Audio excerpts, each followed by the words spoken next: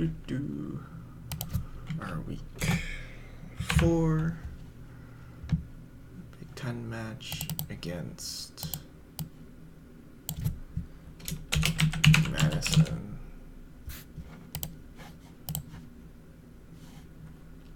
Oh, tragic.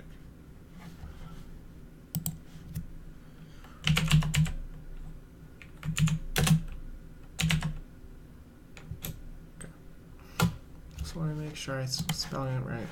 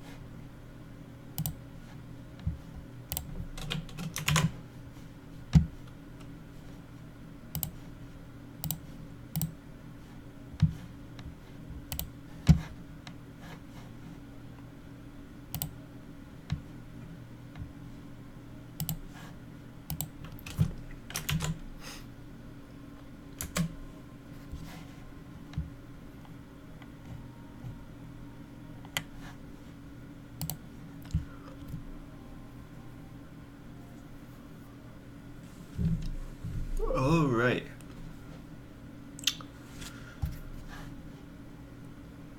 I missed out on draft this game. So I don't know the order in which everything was picked. However, from the side of the Gophers, it does look like it is a composition that they're very used to drafting. With the Camille and the Jarvan. The new parts would definitely be the Galio and the Ezreal. Not quite sure how much they've been practicing the Galio Ezreal. He seems to be going Unsealed Spellbook, which might be a good idea against the Nivea. It is now 2 minutes. So I'm going to go ahead and play it. They have the Scion and the Nivea, which are interesting picks from the side of Madison here. Boom, boom, boom. Alright, so we have a 5-man fan out from the UMen Gophers. That's going to see all of them, considering a walk-in, which is going to allow the bot lane to invade for a ward here.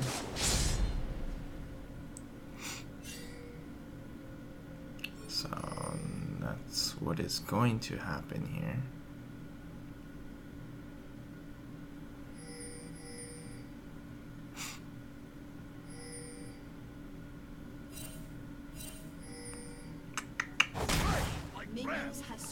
So pretty good warding.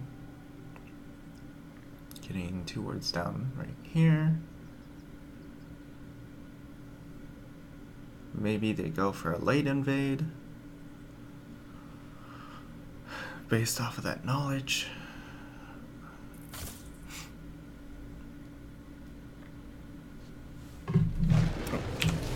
open this up.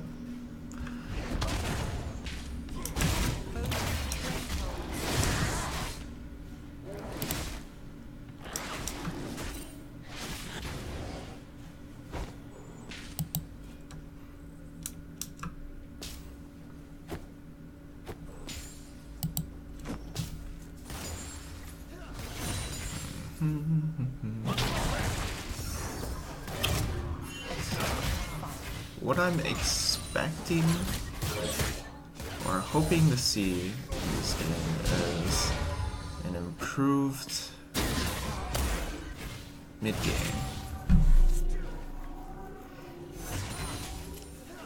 Or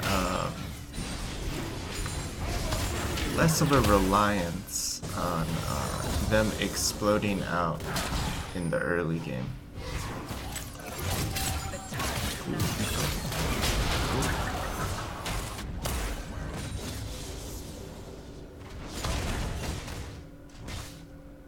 We see a jungle fight here. The flash taunt is going to land, and that's good night. Alright. And they are going to re-engage onto the Nivea, and with red buff, this should be another kill. Yeah, it's going to be a free kill, free second kill here. As the taunt comes through and it slaps him in the face. So, Gopher's already exploding out to a 2-kill lead here, so it's pretty huge at 3 minutes in.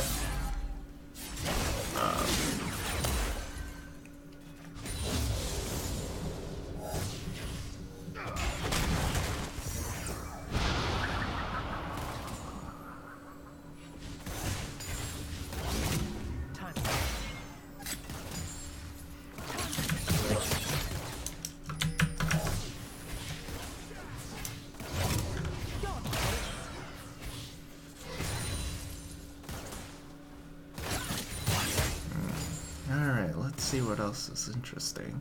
Oh, Galio has the dematerializer, which I think is I think it's very underrated. Now that I've seen some Reddit posts on it, I do think it is pretty good.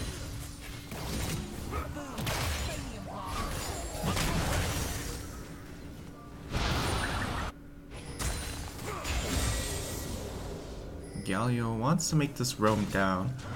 Once again, they see they are going to catch vision of the Kha'Zix again.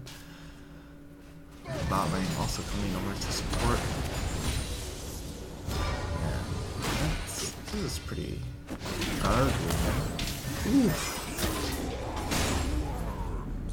Galio is fat already. Double buffs and 2 kills. Oof. Punishing.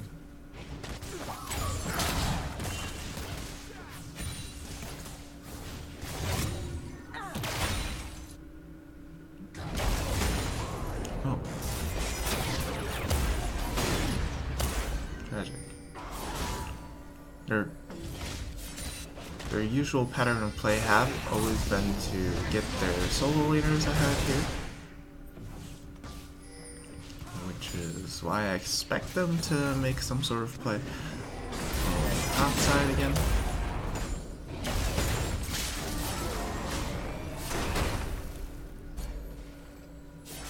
Alright, so they're in position to make a dive play happen.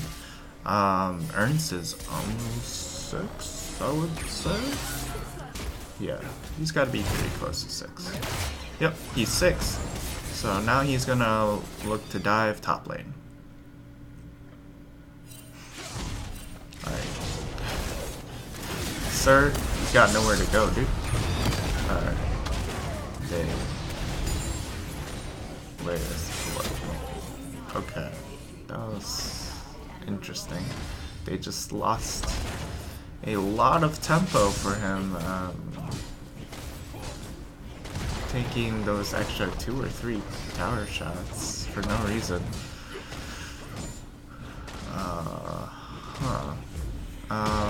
see, what are they giving up? They're what kind of dragon?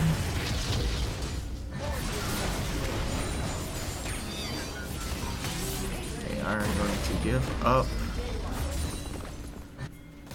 We could switch over down there. They are going to exchange it for a dragon. Oh, it's going to be Inferno.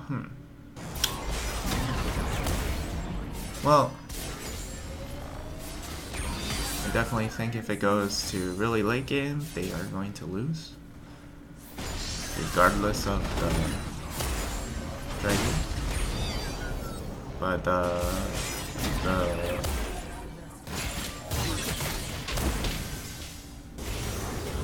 the Infernal Dragon is definitely going to accentuate that.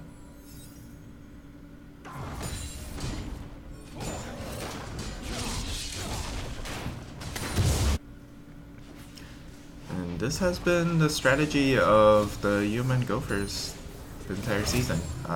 Trade money for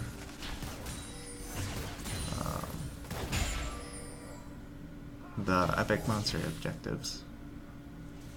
So they've been trading turrets for Baron, trading turrets for dragons,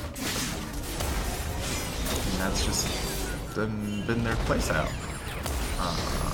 Exploding out to very early gold leads, so it's always been whether or not those gold leads are sufficient for them to snowball through the rest of the game.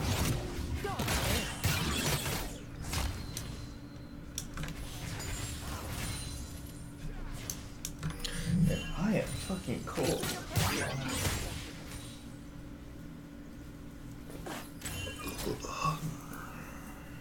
I'm also tired.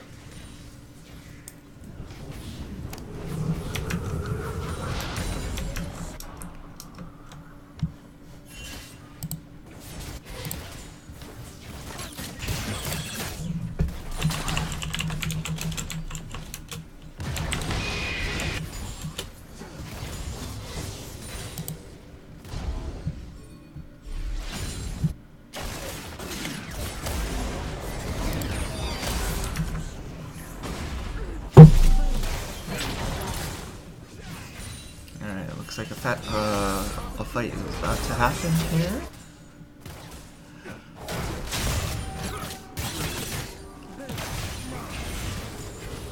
More than likely it's going to be a re-attempt at this dive up in the top lane. What? That's such a... Okay, I'm so... Okay. That was such a poor dive.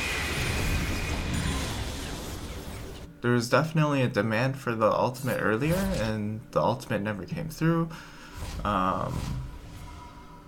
If the ultimate was earlier, then they would have killed off the Scion faster, and they wouldn't have all had to flash there like monkeys. So definitely a miscommunication on when they should be going.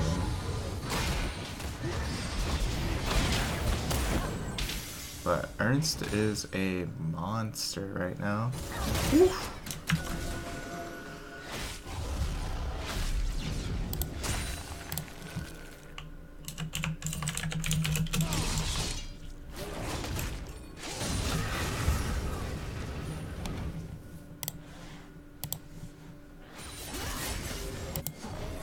Oh, hello, Michelle.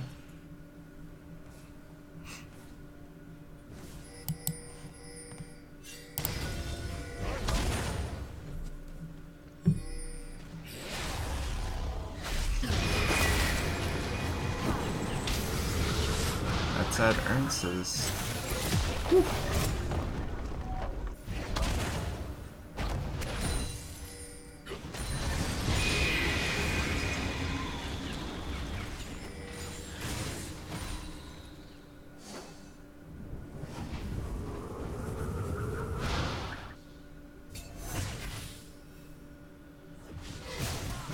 Looks like the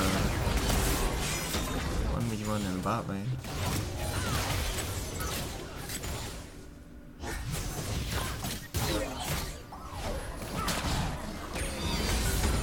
are more than likely going to want to try and make something happen in this bot lane. I do wonder how low that mid tower is with Ernst leaving so often, but it is Anivia, so she does lose out on the early push against this Galio, so I wouldn't be overly surprised if doesn't happen. So that is going to be that bot tower. No doubt they want to make it.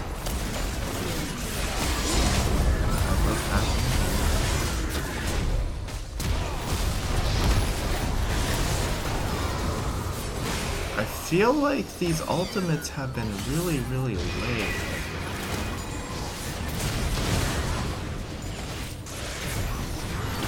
Okay. And then he just walks and kills himself. They could have just turned on the Anivia for free there, I'm pretty sure. And maybe they both survived that, but giving up a shutdown at this stage in the game is a little bit antsy.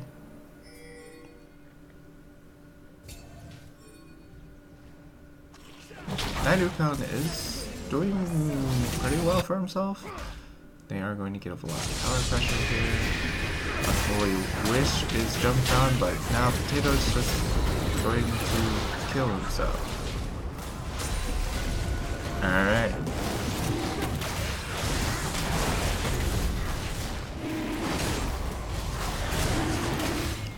That is going to be a second Inferno Dragon, so now we really put this team on the timer.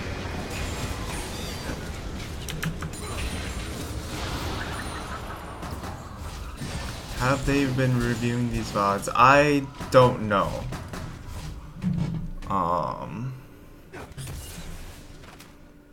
I've been considering VOD reviewing these on my own, but I don't think it'd be very helpful for them. I don't know what goes on in the team, so my analysis would probably be only like half right. But a lot of these are like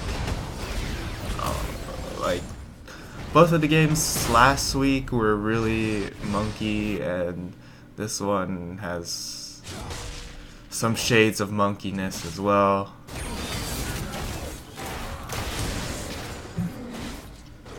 It just feels like if they don't shoot out to like a 5 to 8k gold lead, they just don't know what to do. Or even then, like last week, they shot out to an early lead, but then they just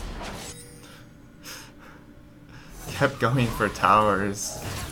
Like Ernst just using his Rise TP to take a tower, and then everyone dies, and then they lose Baron, and then they lose both their Univs. It's like, oh, good thing you took the... Oh, Ernst gets jumped on here. He still has Ignite.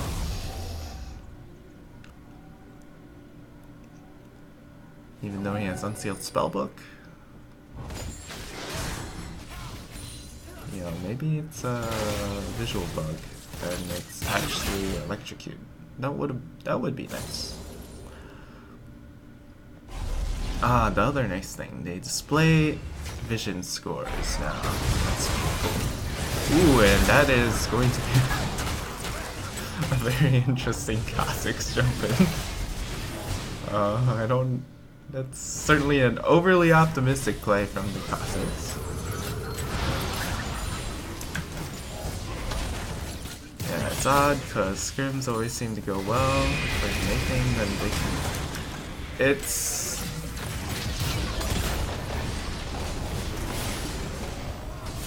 Oh. It feels like they're pressuring themselves in that, like,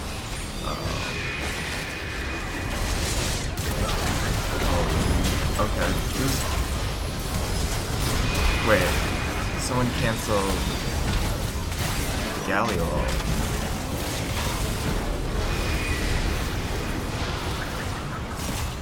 That's pretty tragic. They're all super low here, so they can get return kills. Looks like that might be the case here. Nidukon is super low though, and Ernst is going to die here. They are. Do they get mid pressure after this? No.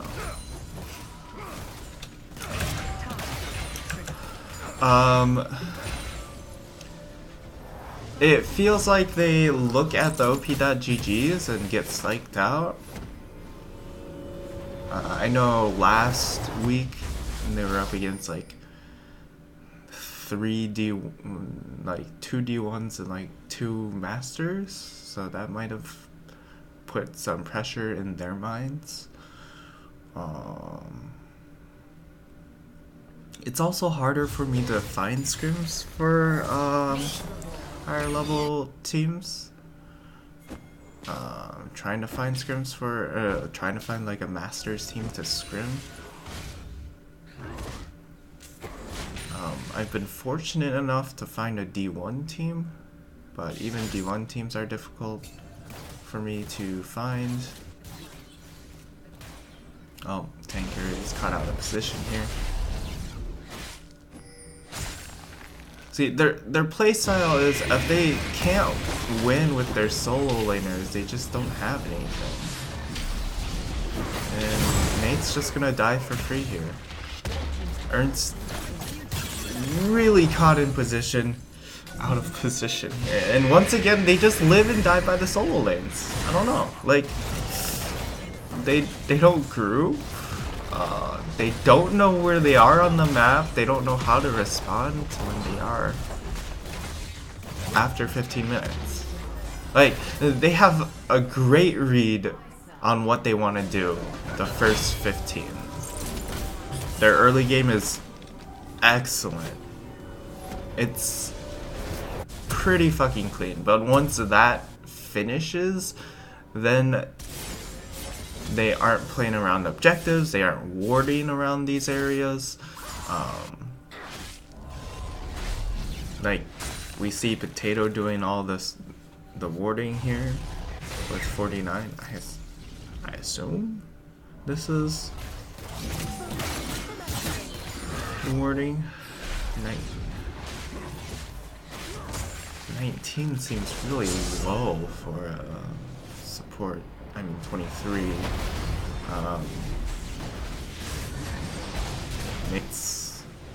Nate's putting himself into positions that are like really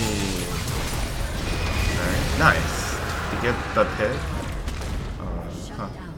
That's just the interaction there. Ocean Dragon is obtained. They just gotta back off here. They don't need to overreach.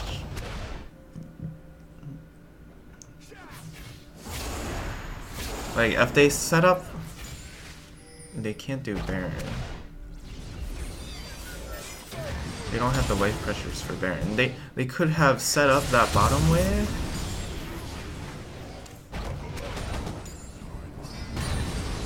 It just feels like they don't have waves set up either for. Could you contact Will about scrims? Yeah. See. Yeah.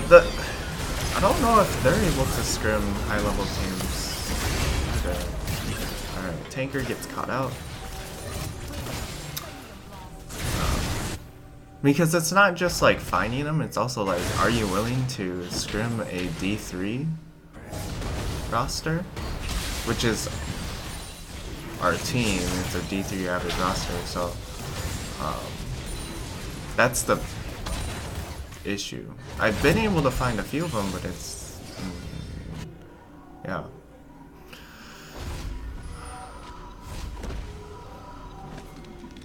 I'm trying to get a more consistent scrim schedule because the past couple of times we've been very late in scheduling scrims.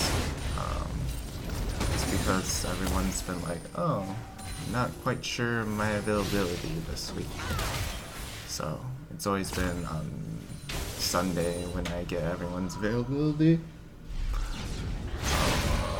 Oh no. Alright. Ernst is going to make it out alive this time. He has the Morello, so he's going for the full AP build here. Which is kind of what I expected. I would have liked... Oh, okay. He could have... he did go invis. Okay. I was going to say that he could have touched it with his ult, killed him, and then left, but I understand.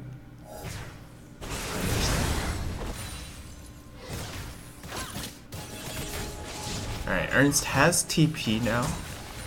So, finally something there. Took a little bit of time to swap over here.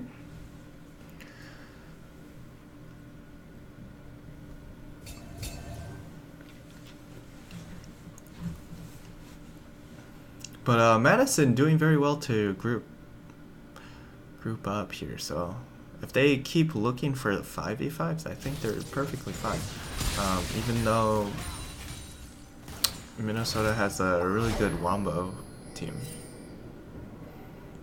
But just more DPS or individual DPS.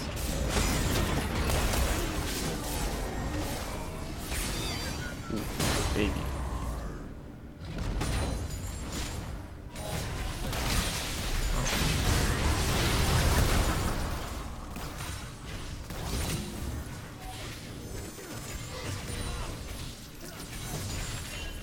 Yukon is going to do just fine sitting in mid, so he's in a good spot here. Vision's starting to look better, especially up in this top side. They are playing around this Baron.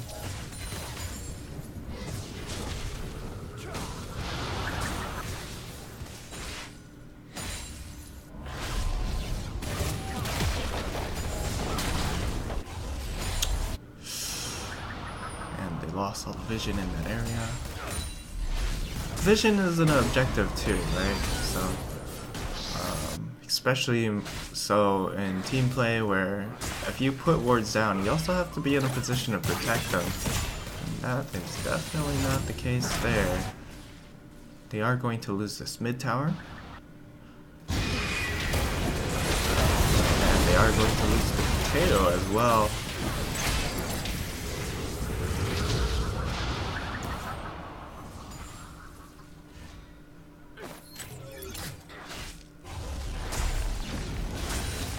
And that's going to be Baron pressure.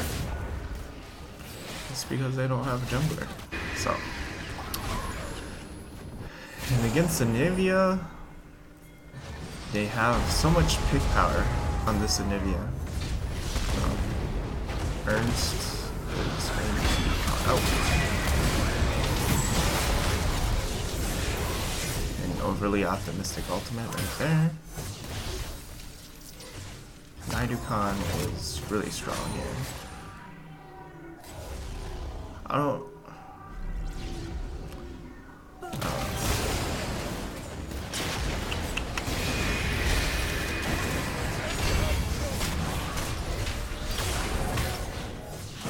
They got chip damage onto Potato, which is not good here.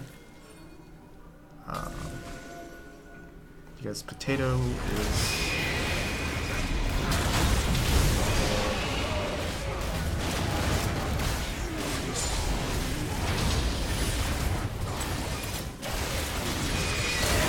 Tanker, wait, what?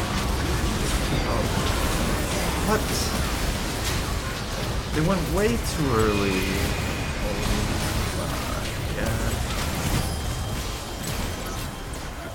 Alright, we're not gonna get any of these. And that's gonna be an ace for Madison here. I have no idea what the fuck just happened for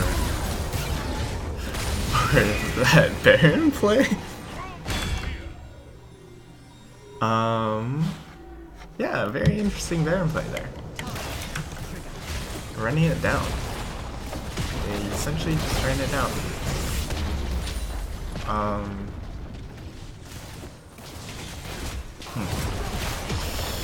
They went in way too early. They lost all vision control around Baron because of getting picked off. They also weren't ever in positions to protect it.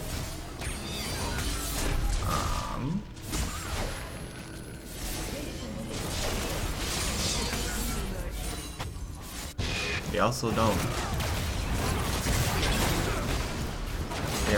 play around their side lanes. They aren't playing around their side lanes right now, and now they can't because of the Baron buff. So once again, a 5k gold lead in the early game turns to be the 5k gold lead the other way.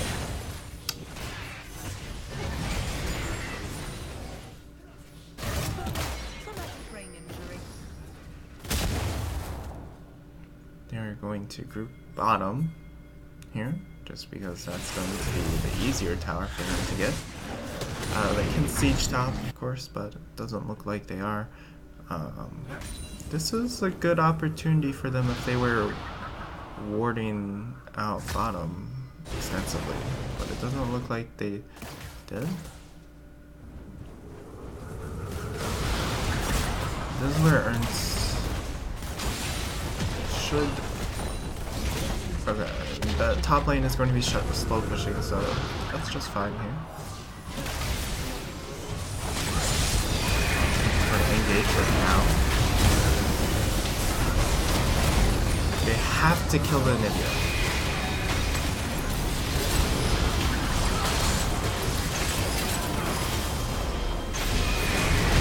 This is where they just have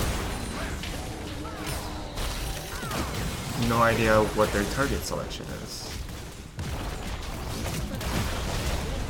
Their call is for an engage.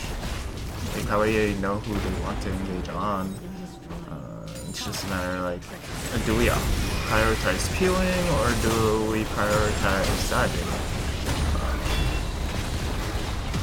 And as a result, that's going to be game.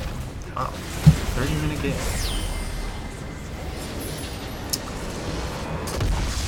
Very fast-paced game.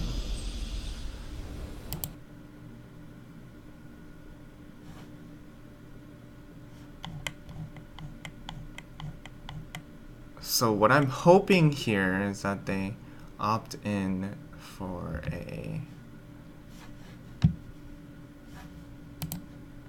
slower game and are able to pull that off.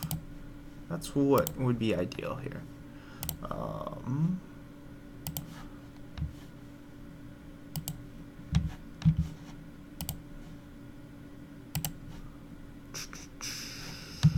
What do I want? I want the match code.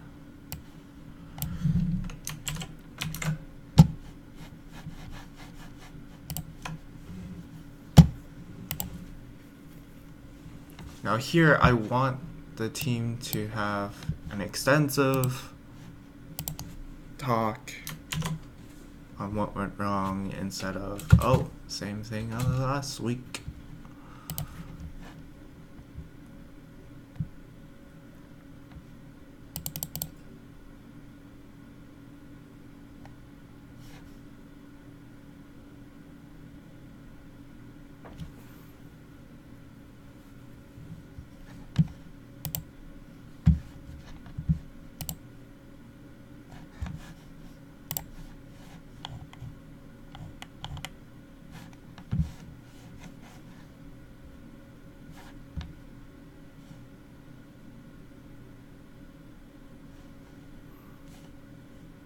We need on them to readjust here. Also, there's like too much favoritism for blue side, in my opinion.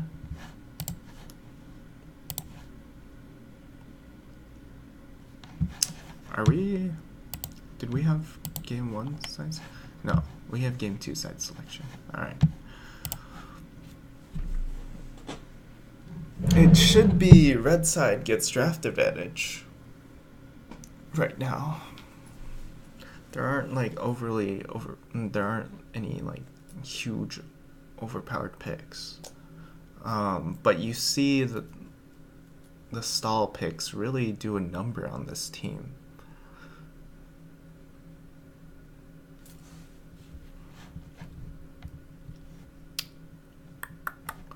We are going into game 2 soon. Sad face. Or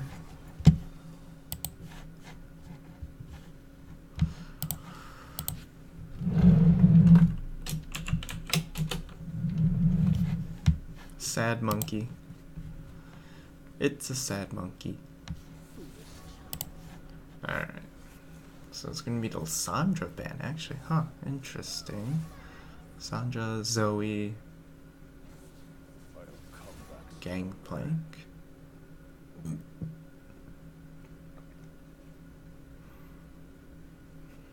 Now, what would be their ideal first pick? Is it the Galio? I think the Galio's good. Callista, Anivia is their adjustment here. I think it's good here. I think that adjustment is really good. Just because of how often they got caught out by the walls and stuff. Lysandra is also another champion that allows you to get picks. Poppy Hover, okay. Urgot. I would be surprised if they locked in an obvious top laner right away. So Galio makes more sense. I don't know if the Galio is worth the first pick or like going over blue side for this.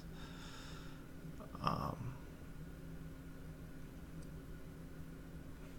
don't know, maybe Unholy Wish has played a lot of Galio as well, and that taking, or maybe it's the fact that they were doing some side specific bans from the side of Madison, and then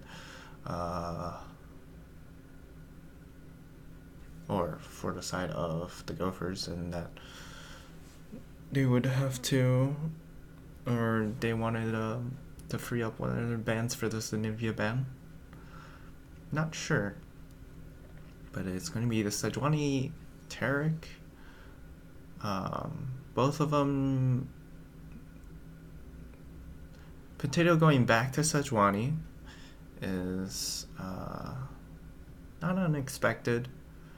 Sejuani has been performing really well on the Sejuani. J4 was also pretty good too.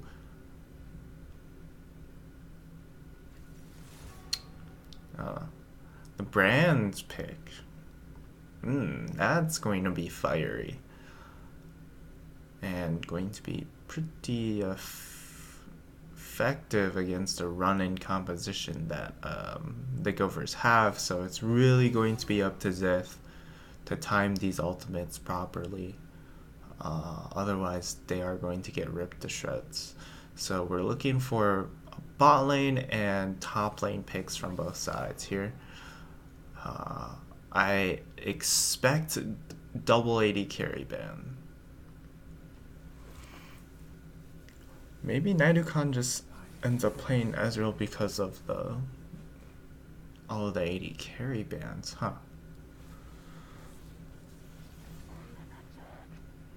Oh, they are going to put a ban on Cho'Gath.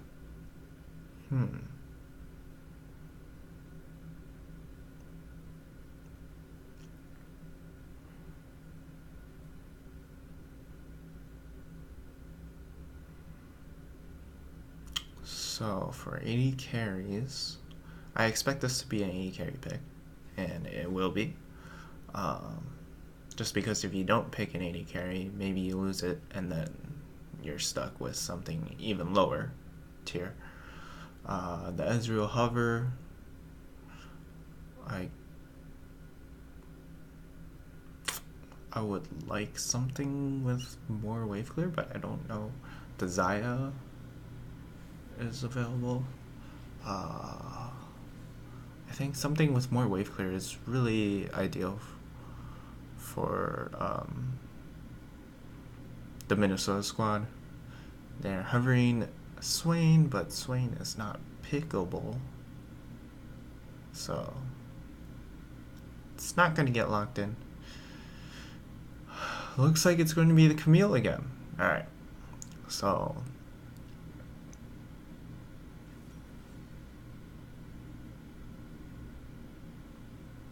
very similar composition as last time. Except now they have Engage. The other thing was they were playing Janna into Anivia. And Anivia definitely wants them to run at her. So the Janna lost a lot of her utility there. Of course, it was great against the Kazakhs, but I don't think they were communicating properly, so the Kazakhs just got the picks anyways. And it's going to be that Gnar in the top lane. I don't like this matchup for Gnar here. At least not in regards of the University of Minnesota.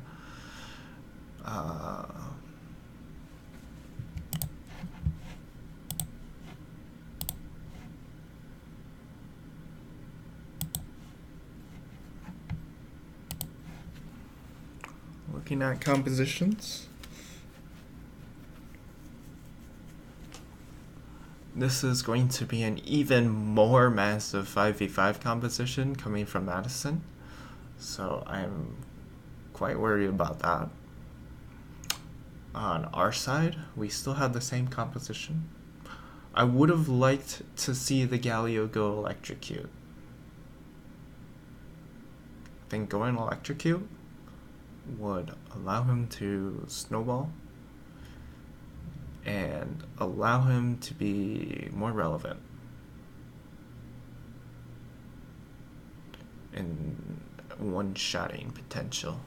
Because there were times where there was that one fight where everyone from the side of Madison were 10% HP, so they were all 400 HP, and I think that extra damage would have helped them finish off kills.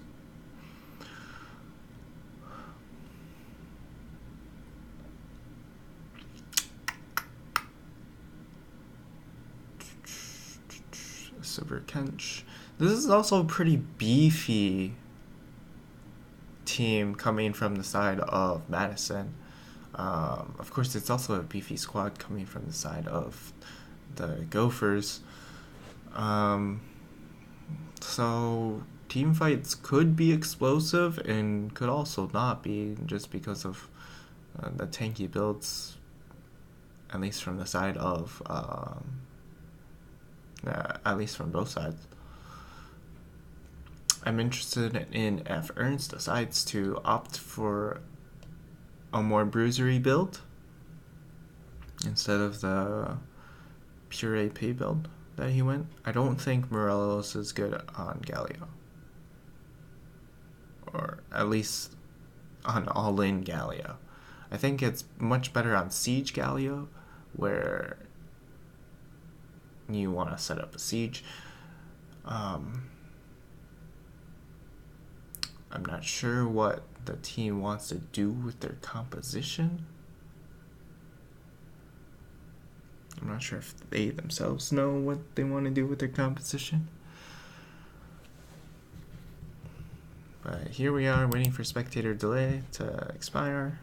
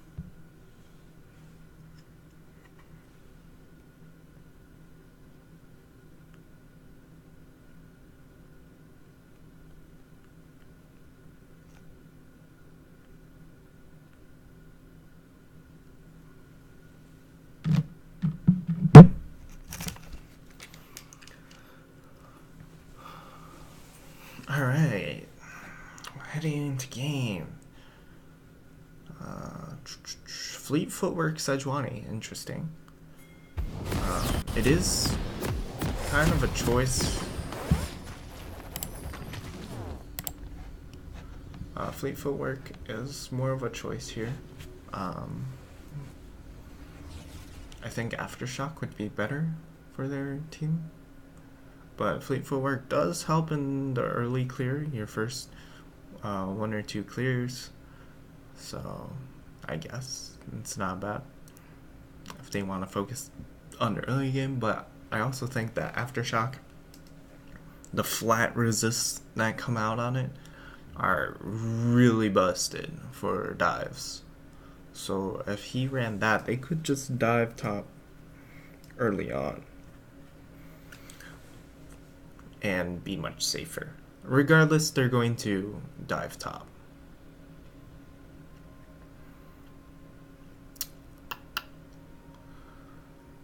We see the spellbook coming on Ernst once again. Unholy Wish running the Comet instead of the Aerie. Comet is much better in team fights. On brand. Aerie's much better in lane, just because you can get double ticks with your passive. It's going to be Fleet Footwork on Sivir. I would have preferred her to go Unsealed Spellbook here. Why? Because an Ezreal Taric lane is not overly threatening, and you can just come back and reshove the wave.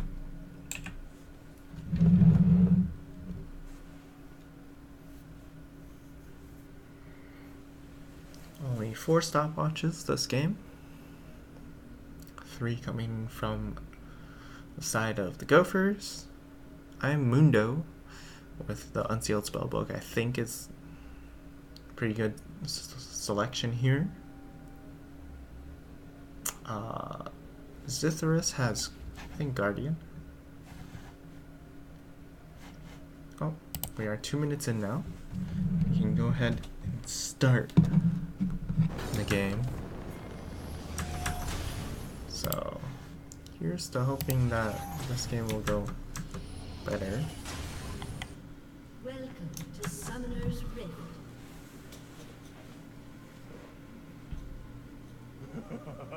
It is going to be a 5-man fan for both teams.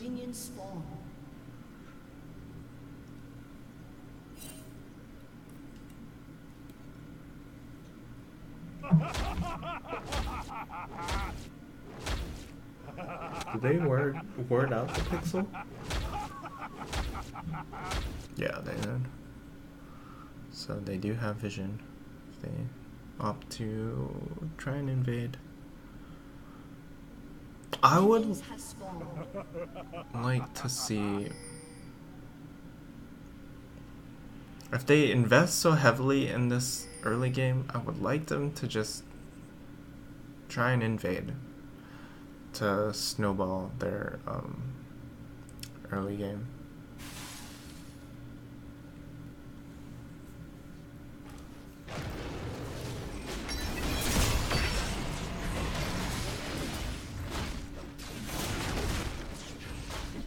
And a very fat leash going over to Potato there.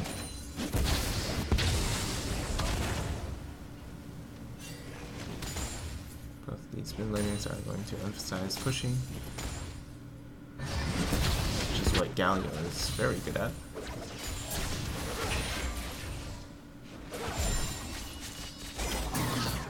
Maybe the overheal.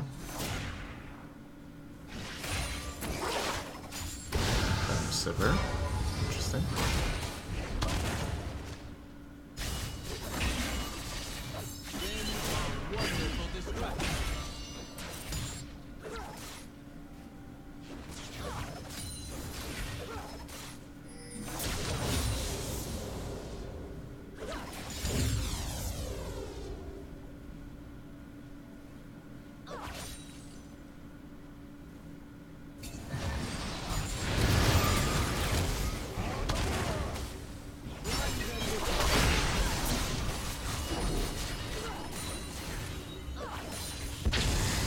I'm interested in seeing if Zith will go for the tier. I think it's pretty good. Or I think he should.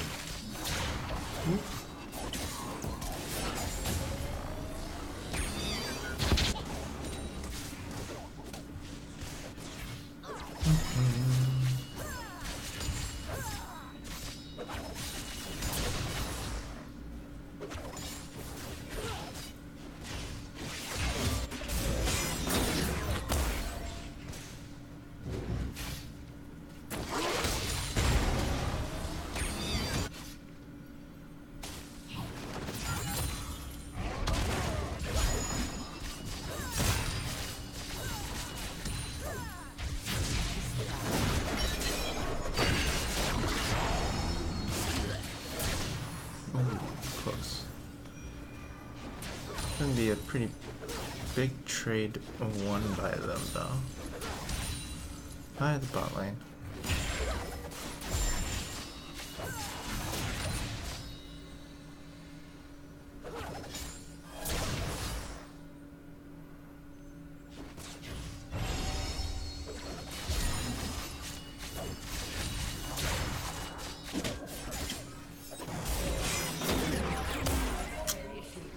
Tanker is just so punishing on this Camille.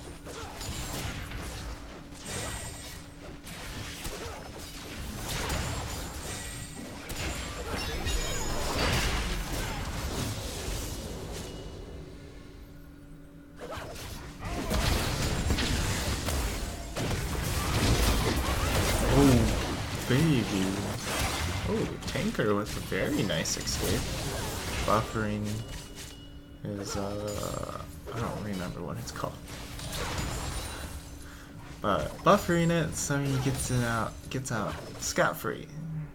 Pretty nice there, and he has a gold lead, so he is definitely doing well for himself here.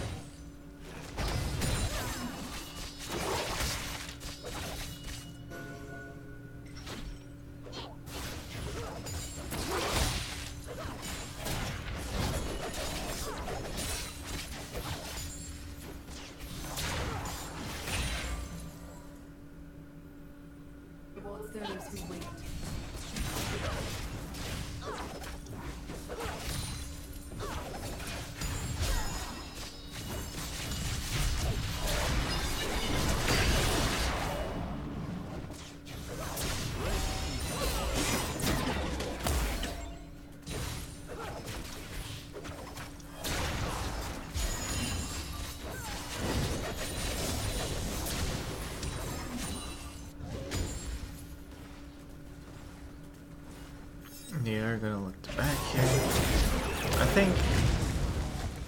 See, against Ezreal, you want to stop him from going back. Oh, and actually, nice play here. Oh wait, he swallowed the wrong thing though. Zithorus might still end up having the flash here. Oh, Tanker. Huh.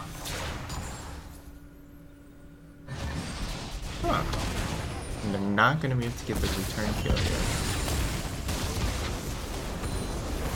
I don't think he's going to fall here. He should be just fine.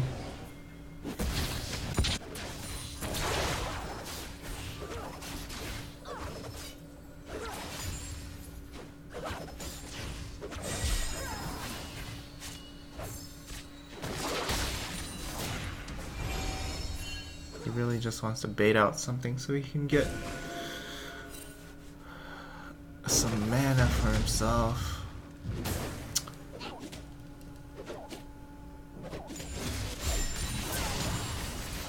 Honestly, I think Spellbook would have been great on Tarek. Would have made it come back with tier.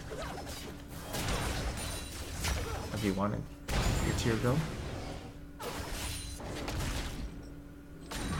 Spellbook also would have been great on the Sivir. Go back, refill on mana when you really need it, and then you just come straight back and shove them straight back in.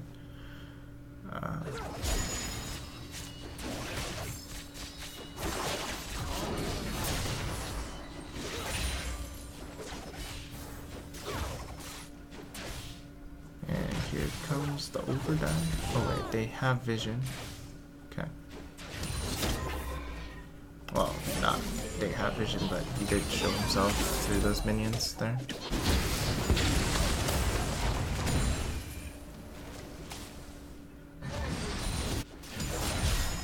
Nate's just overly... we have Tanker engaging on to Alex. Top lane, nothing happens.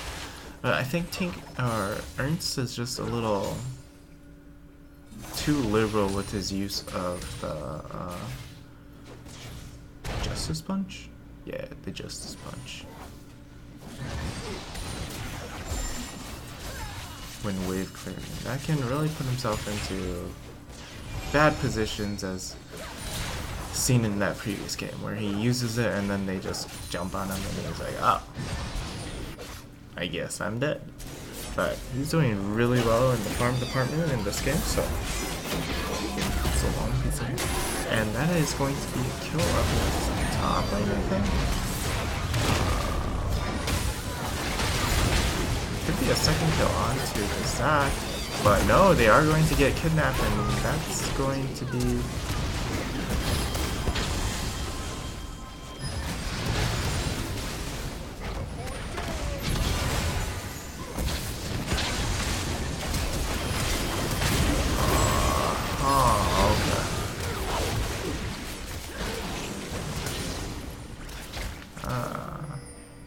I see. Once again, over eager with the dive there.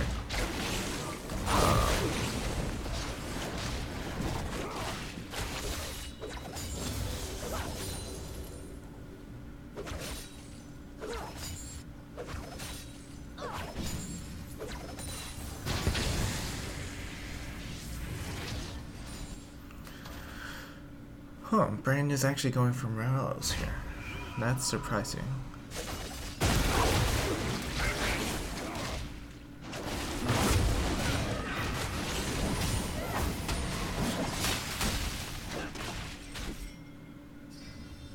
Potato might be able to get this kill here. But nope, does not.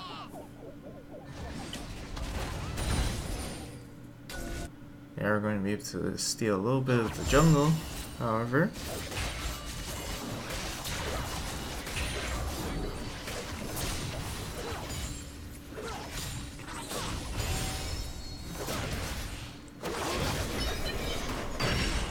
It's going to be Trinity Force Ezreal this game. And I think that's better for the playstyle that they play.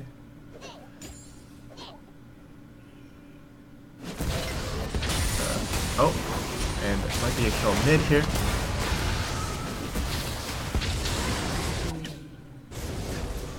Okay. Ernst using his Q earlier stops them from making that a clean kill. Ooh, and a wonderful dodge from Tanker on that ultimate, so that was pretty good.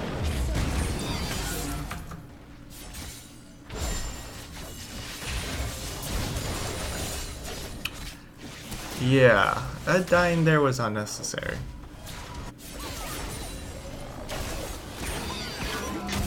Ooh. And a dive happening in top lane. It's perfect setup. Alright. It is going to be a TP cancelled from the Kench. There are going to be a lot of summoners that they will need to time here.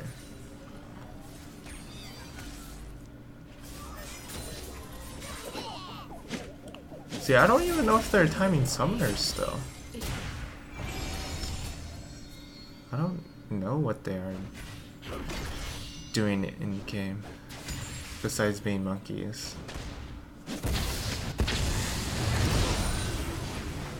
Alright. Is this not opting for the tier build?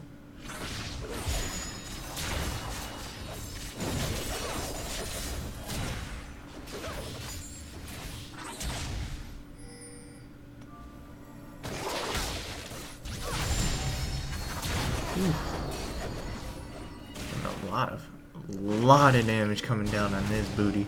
Ooh. And once again, Ernst is caught out.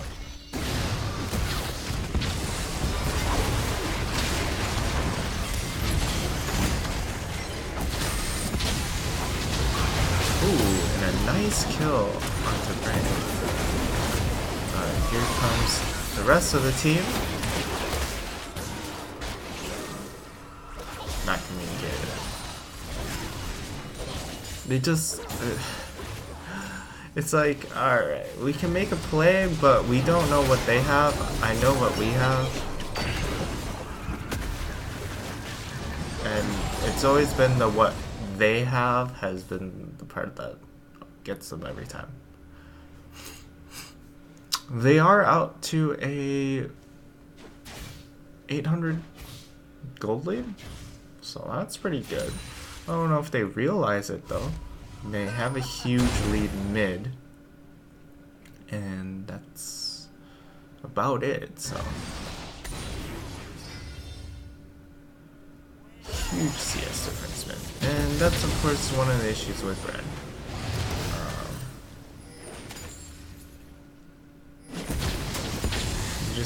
Your cooldowns are too long, where you have to decide on whether or not you want to trade or whether or not you want to. Oh, and this is a good read. They should just back off. Back off. Why? I mean, great, you got the kill, but just Red team has it's time you've lost. It's time you've lost here.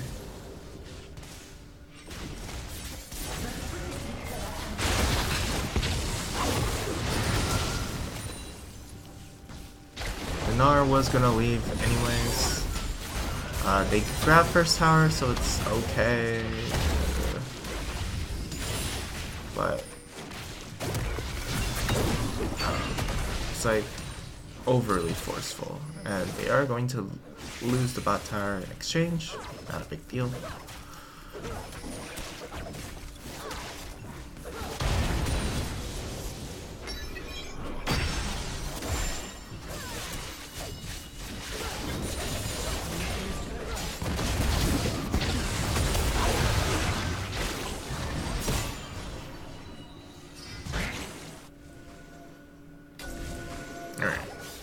So, Ernst is going to go for the Abyssal Mask this time, which I think is a perfect choice on this setting. We have Trinity Force on 90 count here. So that's going to be a pretty big spike. The even bigger one is going to be getting that Muramana. So once he hits that, he's going to be massive. I'm pretty sure he also has tier almost done here. Wait, what? It's only a third though. Alright. That power spike isn't going to come until 25 minutes. 25-30 minutes, so that'll be interesting actually, just to see when he gets that.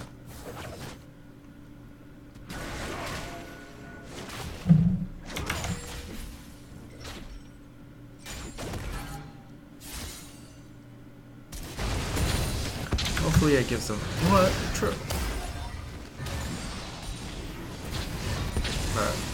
They didn't like gain a whole lot out of that.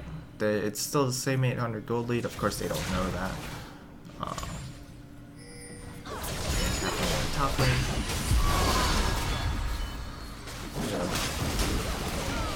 Potential blocking for Zithris might fall here. Nope, he does not. And it's going to be a 4v4 fight. Ernst is now out of position.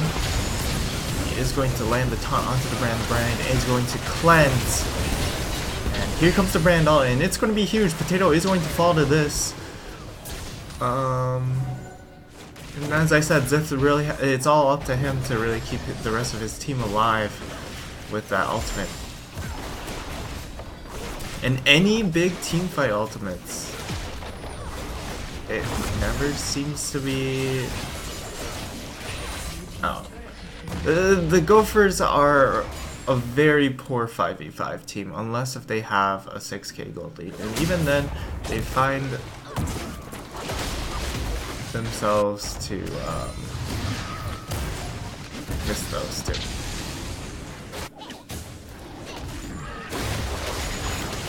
Fail on those. And that's going to be Rift Herald going over to the side of Madison.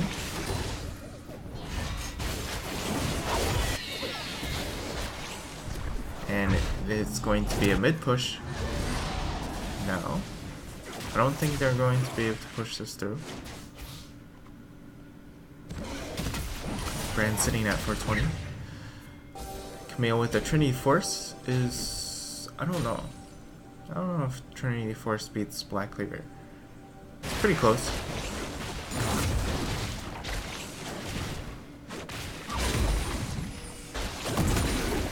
Now, you just need Camille to split push like a monster arm. You also have to decide what they want to do next, objective wise. Not like, alright, we should find a kill. No.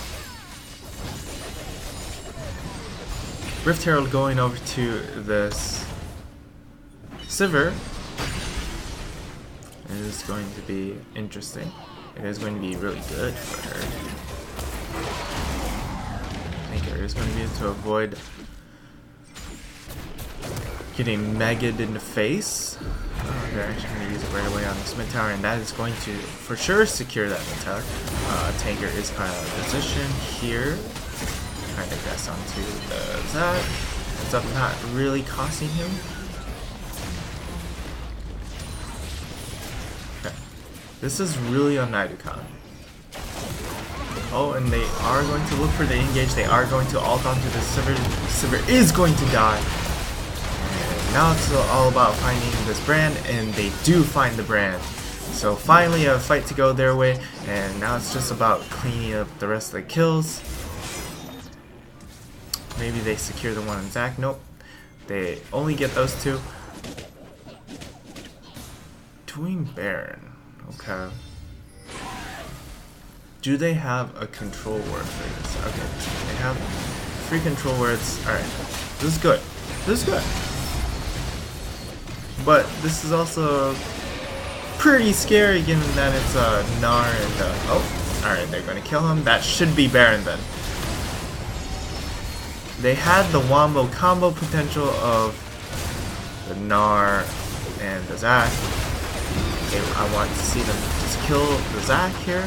Alright, great. They killed the Zac. They're going to TP out to that. Okay. Nope. Yeah.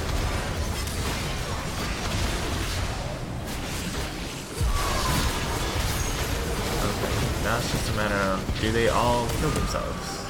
And they do. So, they have 1 Baron buff.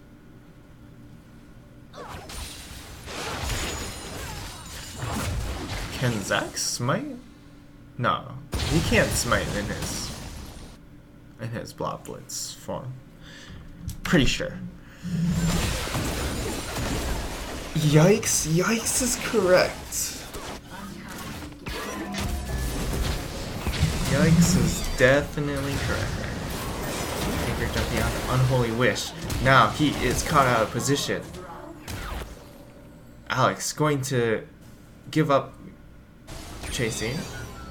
So their 1 Baron buff is on Tanker. So they can still do something. But they are going to lose out onto this Mountain Dragon. Definitely lost a gold lead here.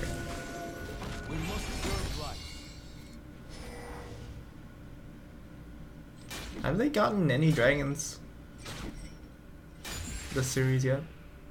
I don't think they have. They also, I think, only got 1 dragon in the last series. Which then again it again comes back to, alright, then you're definitely not going to be winning at 35 to 40 minutes because you don't have elder pressure.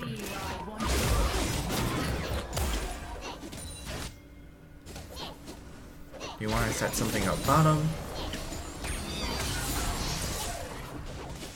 Ooh.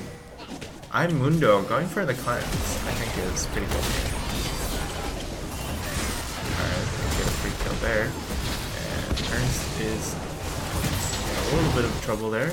And is going to die. Tanker. Caught out. Probably will die here.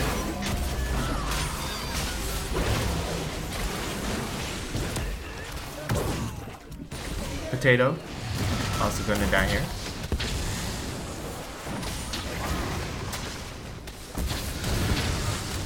Alright, he's gonna flash, but still dead.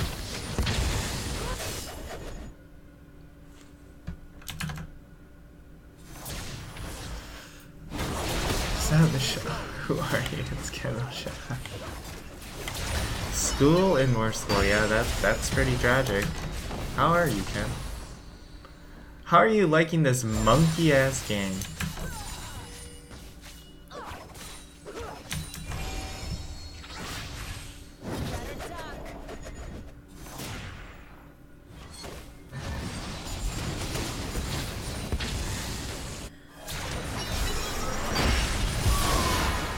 Alright, this is going to die here.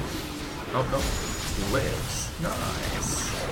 And they might be able to get a Camille or a Silver off of this. Nope. Not quite. But they do get a TP. Wait. No, that was their own TP. Was it? No. Okay.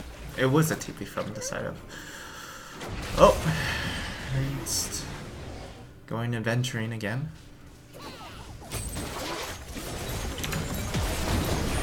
The back and forth is taking years off my life. I feel like Ed hasn't been very impactful the past few series.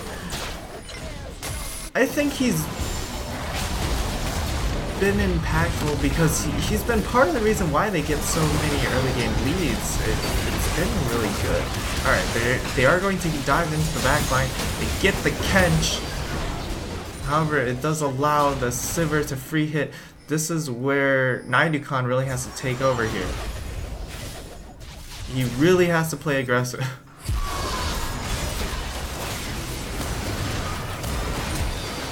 Woo! Alright. They can still... Okay. Alright.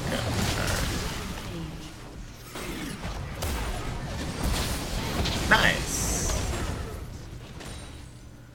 But, okay.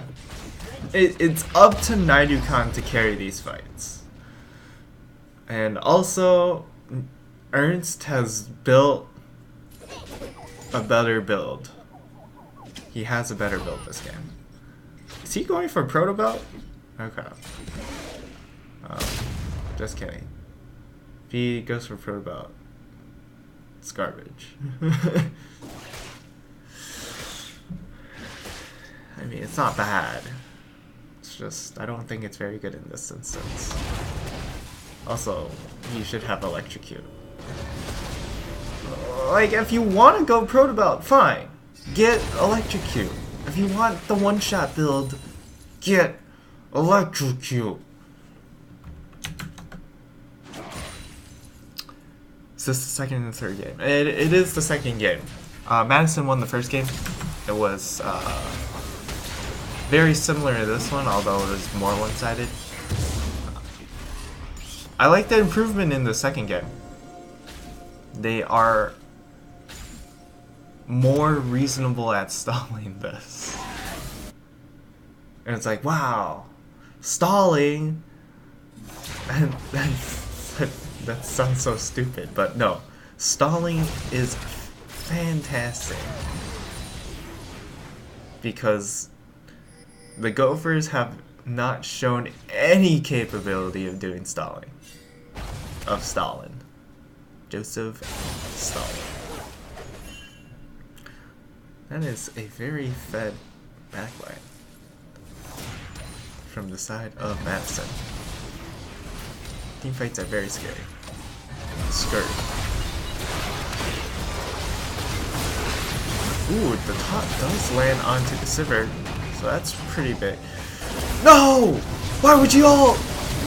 No! Okay, this could go poorly. This could go poorly. Alright, but they do find the brand, and that is huge here. Brand is all their, that is their upfront team fight damage. The Sivir's mostly there for the cleanup here, and that is going to be an ace? No. Nope. Not gonna be the ace, but it should be there. Right? And why are you TPing bot lane?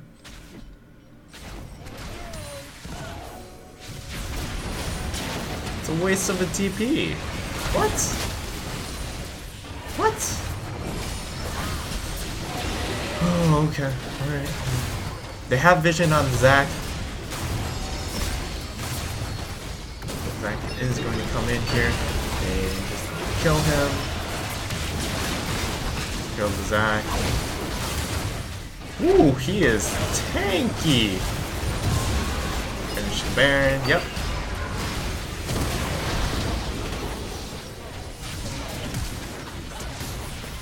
Wait a second. Potato went for that without. Okay.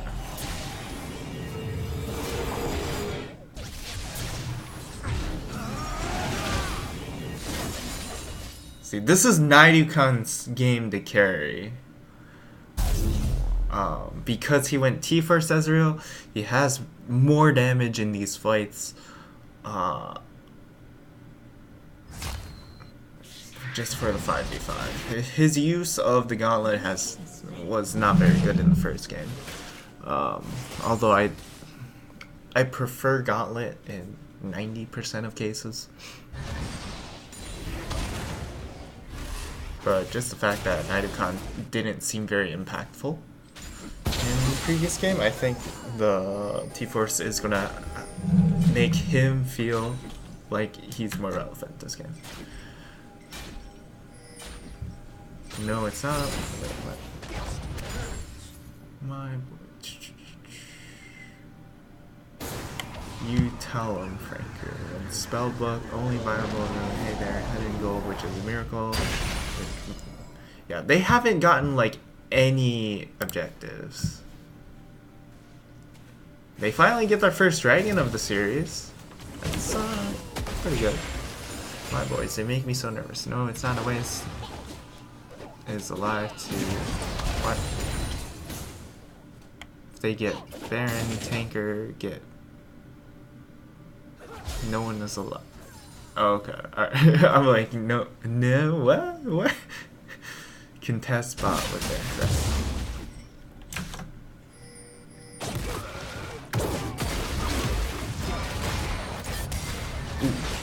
Ooh, oh no.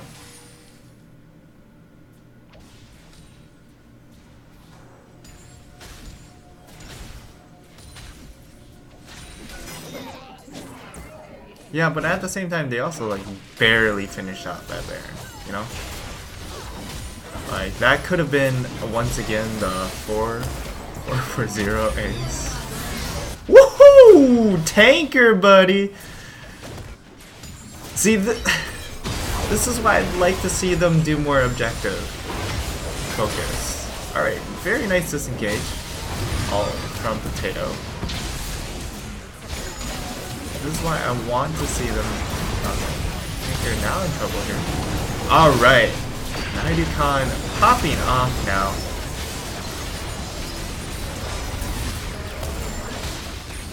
Alright. Ernst might die here, but I don't think it's going to matter. They could. Alright, they're going to push forward. They want to end this game, but they don't have minions. Tinker is going to die here.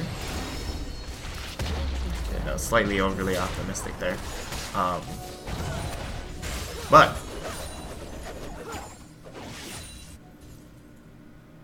they win a fight in their base. See, this is why okay, going back to the point of why I want them to focus more on their objectives. See, they have such a great Baron team. or like a team that uses Baron so well.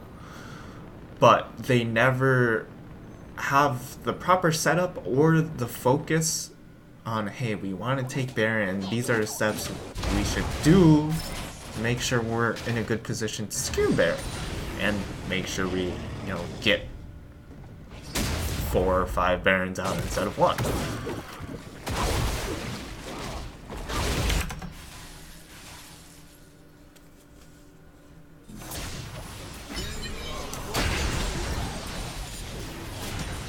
Like, they have such, like, Tanker's really good on these carries.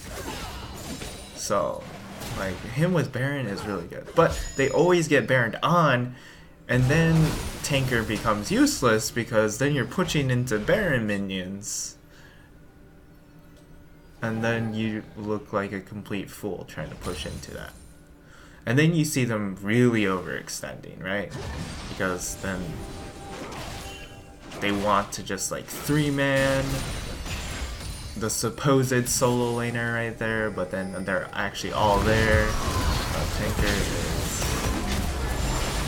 dodge out that. He's still probably dead. Oh, they are going to all. This could be a turn here. They're really good at killing front line. They have a lot. Tanker is going to possibly fall down to that brand damage. And again, Nidacon is able to just free hit. He just outranges everyone at this point. Ernst almost dying there.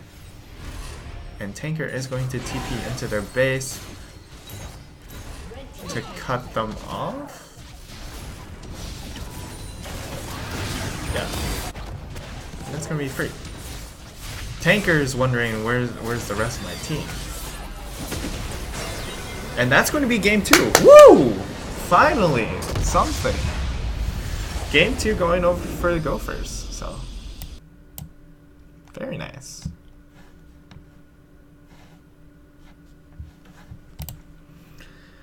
Very nice. Look at Ed's vision score. Ed has been good. Ed has been really good. He's been the rock on their team. Their solo laners have not been the rocks that they need to be.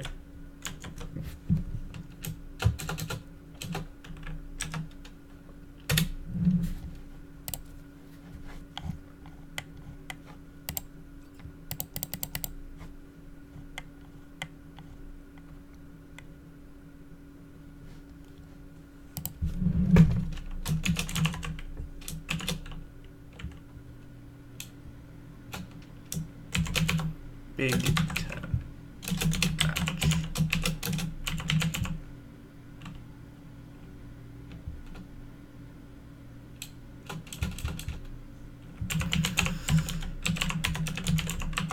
Yeah.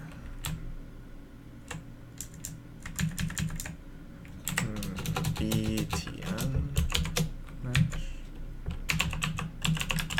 Nope. Streaming.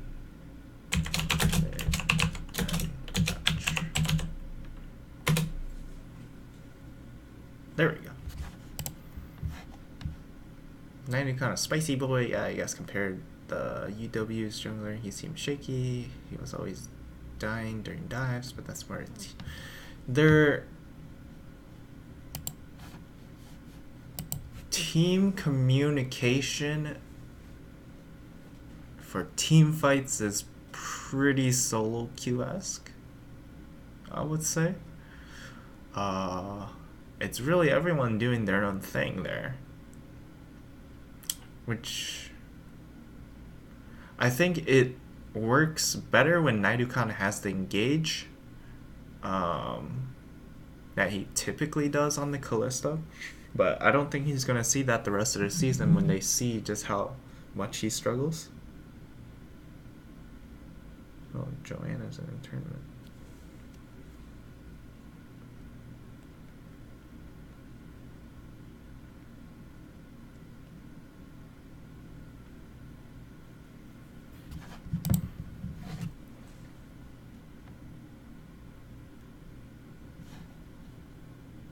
Yeah. But it's like very solo queue-esque where it's like, alright, I just want to dive the back line. And it's more straightforward when Knighted has to engage with the Callista, where I feel like he is then able to call out more of the shots. But I don't know how their communication system goes. As we head into game 3, apparently first pick has been really valuable, but I haven't really seen it. So maybe it's just blue side. Nivea, the Camille gets banned out. Alright, I expect Tank UMN to not ban Gangplank? Maybe they have a different pick in mind. And the Galio gets banned. Alright, this those are definitely the bans I would throw at them. I would also consider the Sejuani ban, but maybe they didn't feel like Potato for 20 was impactful, like Michelle is saying. So it's going to be the Braum locked in. And the Alistar is being hovered.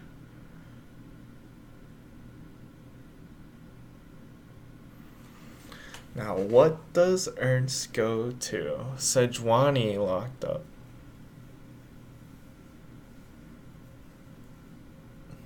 What do their solo laners opt into for their next picks? Next tier of picks. And it looks like it might be the Gnar. It is going to be the Gnar, okay. I have yet to see Tanker's Gnar, so this will be an experience for me.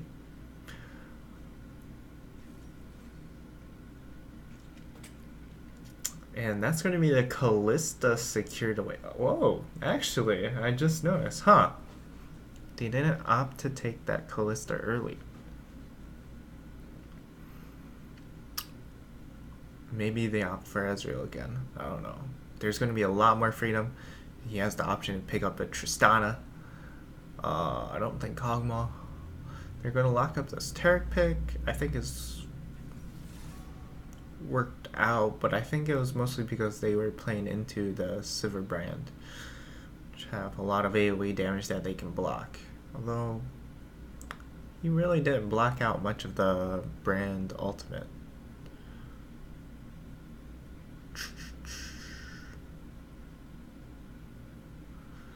Second round of bans. Their fights are more reactive than setup. Yeah. Better than nothing. Blue side usually won't ban GP due to having a better lane phase on blue side top. Yeah. Well, I mean, I would have expected red side or the Gophers to try and pick him up themselves for like tanker. Tristana banned out. Brand Kha'Zix banned out. Why are you banning Brand?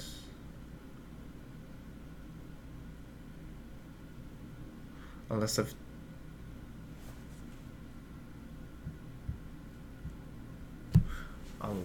he doesn't think he has a pick to deal with it without the Galio. It is going to be that Ezreal hover. And it's going to be the Malzahar locked in. Okay. Alright, alright.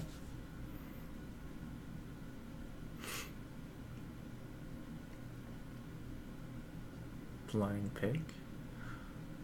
I was actually expecting to see the Rise, but you know, maybe he doesn't believe in the Rise power anymore, and it's Veigar locked in.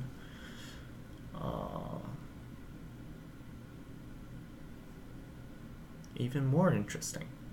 Malzahar Veigar, mid lane battle, we don't see that often. Sion going to be a top lane pick. I just noticed. And Nunu locked in. Nunu works great with Veigar. And also pretty good with Kalista too.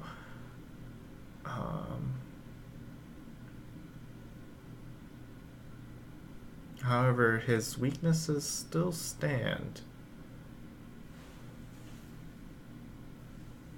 And against Nar Malzahar, he's going to have a tough time invading topside.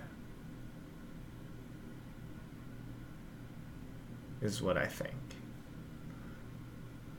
Of course, he provides that late game, mid-late game power pretty well once he gets his points into Blood Boil. Really, it's going to be Blood Boil Vigar so he can walk up, use his full combo to turn the fight into a 4v5, and then Blood Boil Callista. Gopher's draft. They have a lot of lane power.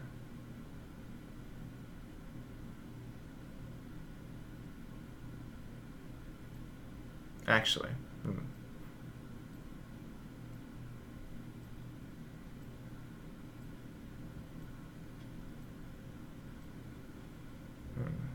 Well, I like that they have shoving lanes here with the Nar Malzahar Varus. Once Callista hits Runans, of course, it might be a little bit difficult. But Varus with the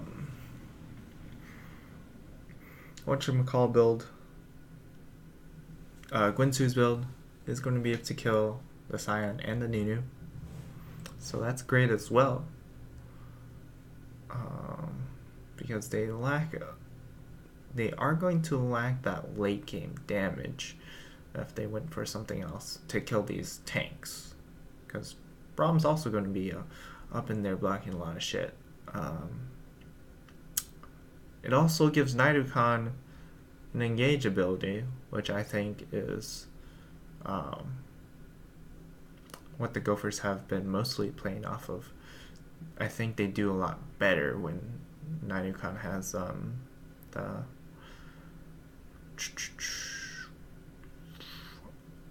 an engage ultimate.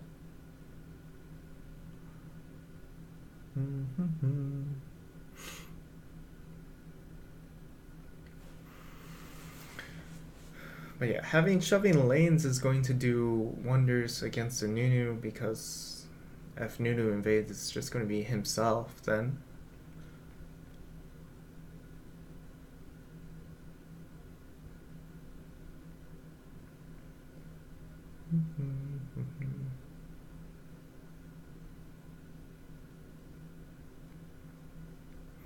Team fights. How are team fights gonna go?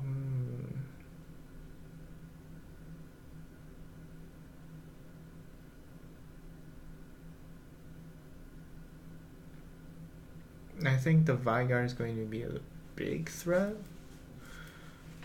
on the side of Madison. They also only have a 2 damage composition. So that's going to be a huge advantage for the side of the Gophers, in that they only have 2 targets that they need to focus out. The Gophers have always been running multi-damage dead compositions, because Tanker really only plays damage top laners, which is just fine. You just have to be able to actually play around the objectives properly to accommodate that, which they did for the first 2 games of the season, and didn't happen in the last game, or the last series match. So we'll see just what happens.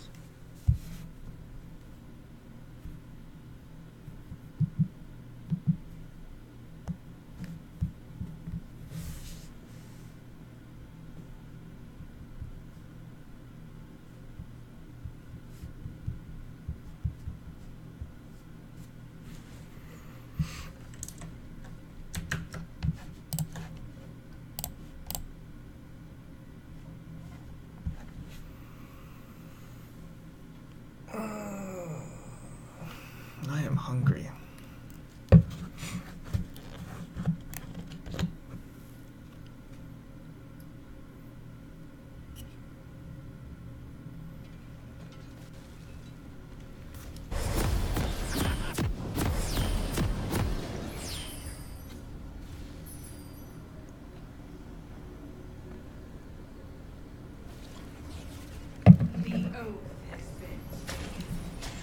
shit.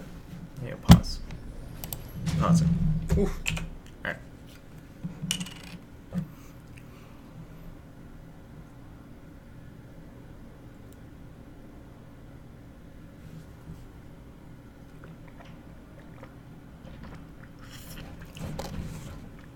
And it looks like Ernst is going to run the minion dematerializer on the Malzahar, which I think is really good.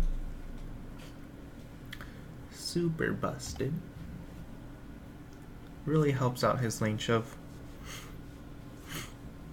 Covering up his lane shove in the early game. It's gonna be nice in helping him shove in the Vigar. So he should always have, the screen is frozen for me. Oh yes, I paused it because the rules have that I have to have an additional 2 minutes of delay to prevent stream snipe.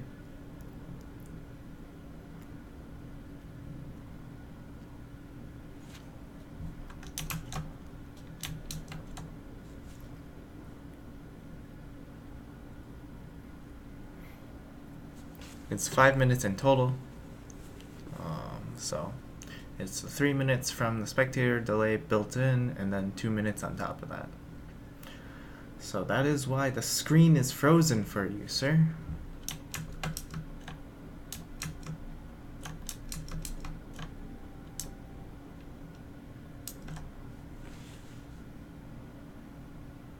But it looks like Madison want to make a bot invade.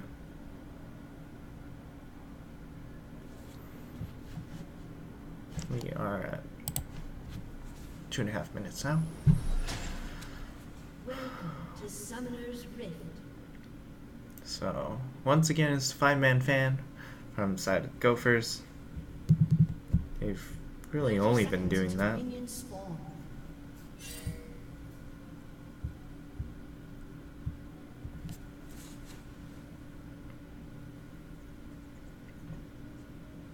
And looks like now they're going to back off.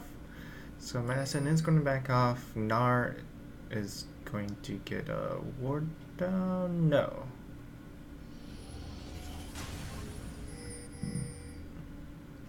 So there is no knowledge of where junglers are at this point.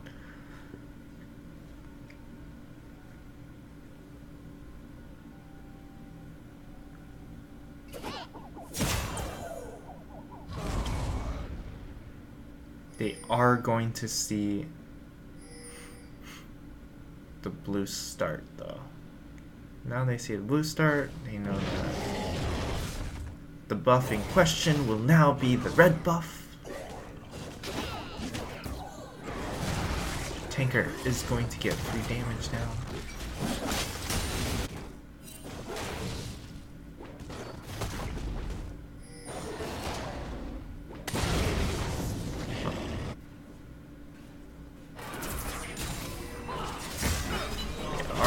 Get level 1 cheese here.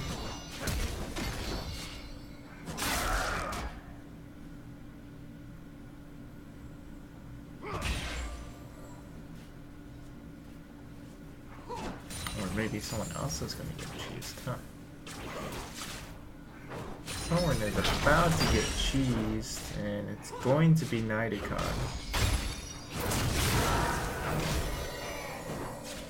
No response. Okay. Tragic. That is truly unfortunate for Nidicon there. Definitely should have healed earlier. But even then, I don't think that would have saved him. So already a big lead in the bot lane.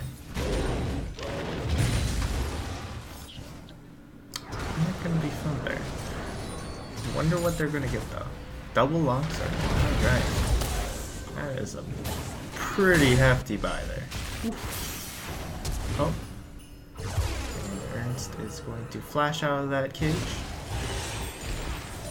Maybe he should have gone cleanse.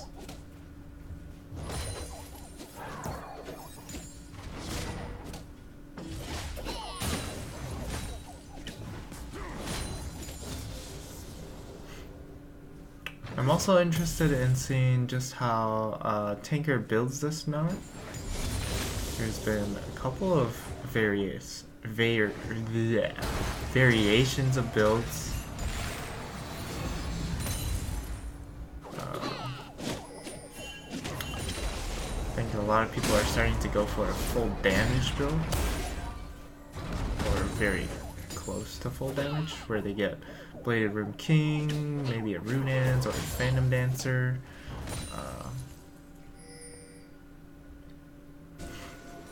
Under the understanding that I may not be tanky, but if it's a 5v4, I still do more because it's a 5v4 and their top laner is not there.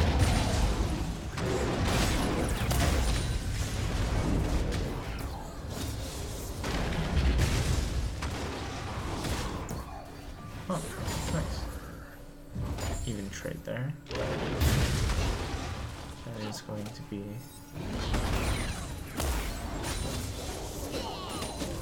slow potion to go on to Alex. He's gonna chug that one. Bot lane is essentially zoned out. Now,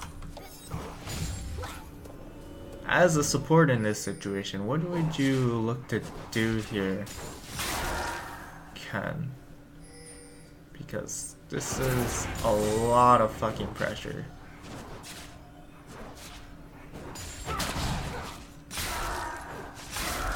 And also the fact that, as Varus, you don't do anything. Oh, it looks like they're diving. But it is going to be countered, so this could be favorable. Oh, Madison might fall. Nope. It's not going to fall, and it's going to be, wait, we just flashed it. And a lot of flashes going on here. What the hell is happening? And that's going to be an all down on that. It's a 2v2. 2 for 2 so far. Very interesting. Everyone just wanted in onto that one. They are going to get priority onto this bot lane side. So, that is the bonus. Wait, was it a 2 for 2 or was it for 2 for 3? Oh, it might have been 2 for 3. Let's see, potato. Nope, it was 2. 2. 3. Yeah.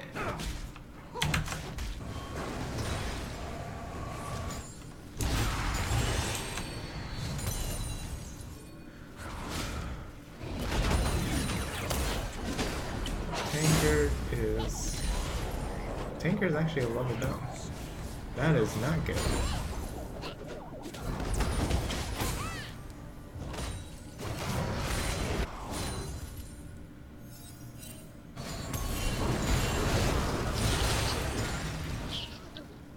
Now, Ernst should be in a good spot. He's used all his dematerializers.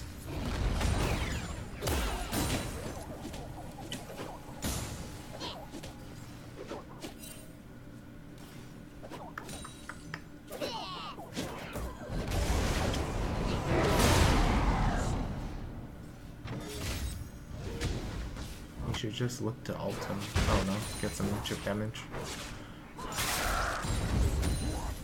It is going to be that Blader and King Rush from Ballista.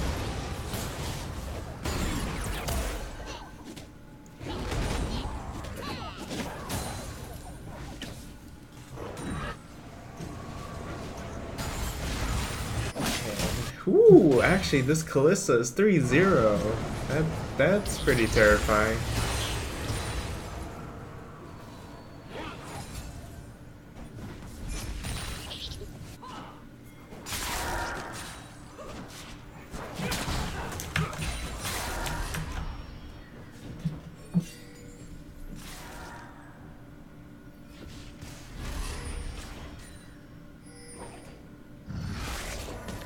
This could be dragon here. Very difficult to test.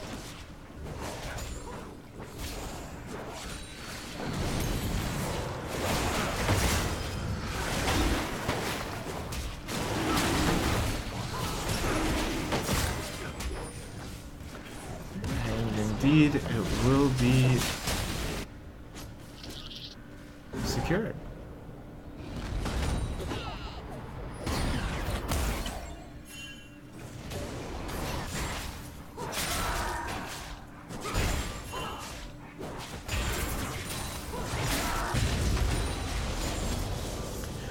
So an Ocean Drake going over to the side of Madison is going to be a big deal for them.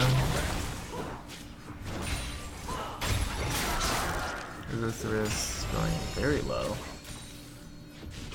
That's going to be press that attack, Callista. Oh. I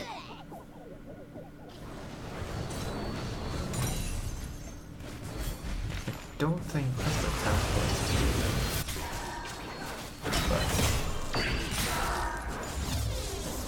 When you're this far ahead, it really doesn't matter. I think lethal tempo would have been better.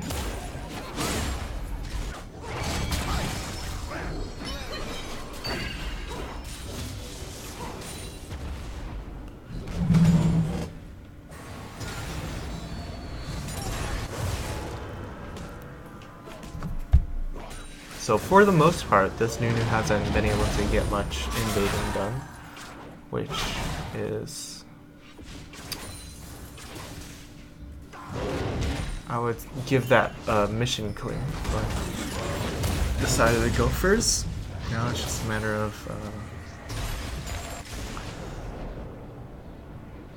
can you find a way to make your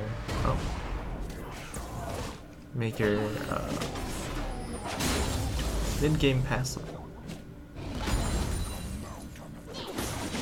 without objectives.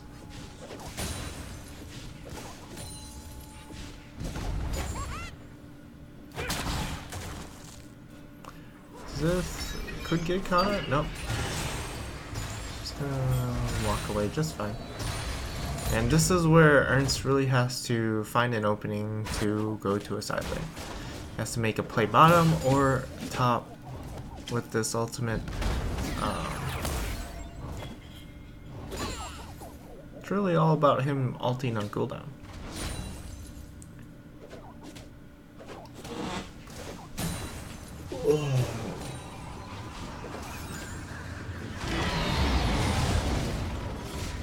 It's gonna be Rift Herald going down in the top lane. Ernst also might be dead, given that he is on. And that is going to be Ernst falling there. Could also be Potato falling. Indeed, that is.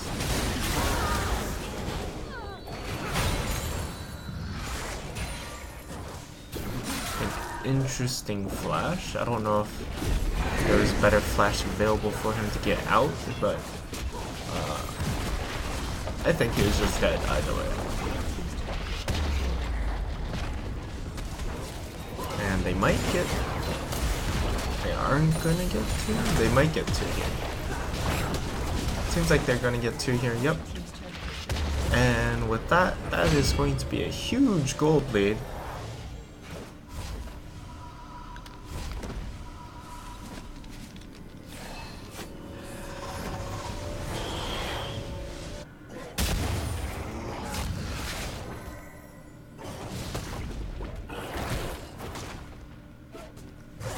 So this is going to be a pretty tragic game. Oh yeah, Nick, your jungling has been pretty fun to watch in them in LCS. Casted a few of your games.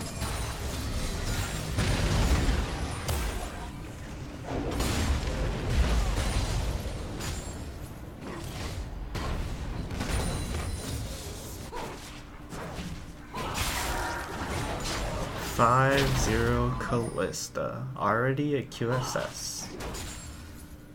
Hopefully, Ernst sees this and realizes it. Otherwise, he's in for a very sad time.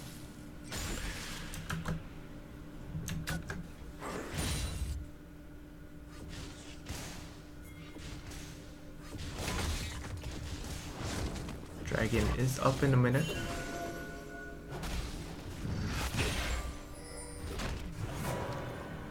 It is also an Inferno Drake, so definitely something to contest. Well, actually, not really contest. Once they start it, then it's pretty much over. So it's a matter of, can you get lane priority anywhere? And the answer is you have to. If you're going to make a play, you want to make it top. But that's jungler in the mid are in this bot area. Probably wondering if the dive is going to happen. I do think the dive is pretty scary.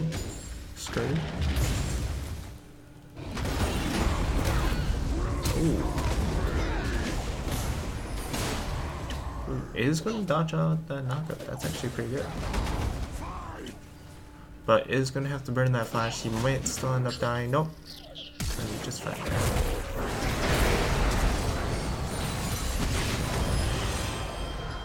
And Ernst is actually going to be the one to die here. No flash, so perfect timing, actually. Knowing he had no flash. And that's going to be a free dragon for sure. For sure, and also is going to be a rotation of the bot lane tower as well. I think this bot lane tower should also be pretty free, unless if they want to TP for it.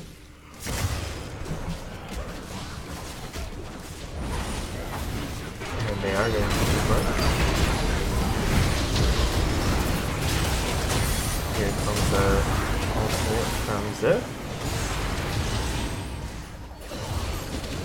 Looks like it's just going to be a couple of get out of free jail cards to be used here. Kalista is low here, so the... Wait, what did she QSS? Oh, it must have been like the Sejuani ult or something. Or Varus ult. They actually have a lot of CC for them too. For him to QSS. So, actually a really good buy.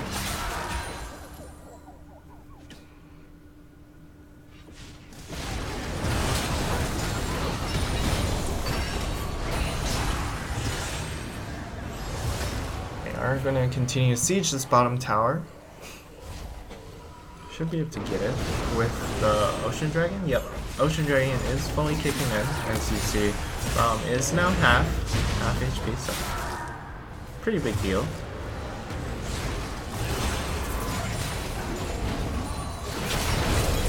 I might be able to get Varus with this. Doesn't look like it. He has to expend flash. They didn't use any ults. Okay. So they have two ults available. Ernst getting his ultimate back, but Gnar having no Gnar bar isn't going to be very useful here. And on the side of Madison, they also have two ults of their own to use.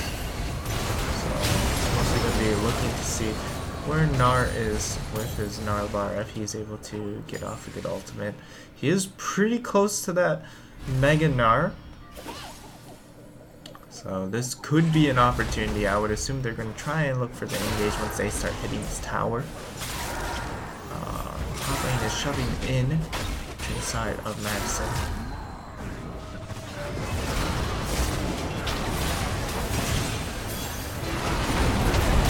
And it looks like Tanker is just going to get plowed over. They don't even secure the kill onto Sion, if I remember. Like, oh, who's the guy that just ran away? It's going to be Sion. And getting away, barely living. And this is... I like the team play coming out of Minnesota better.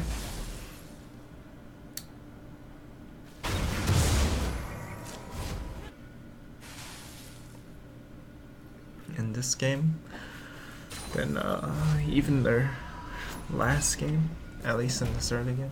But they don't have a gold lead, so that's a big thing to keep note of. And yeah, that's a big thing. They don't have a gold lead 15 minutes in,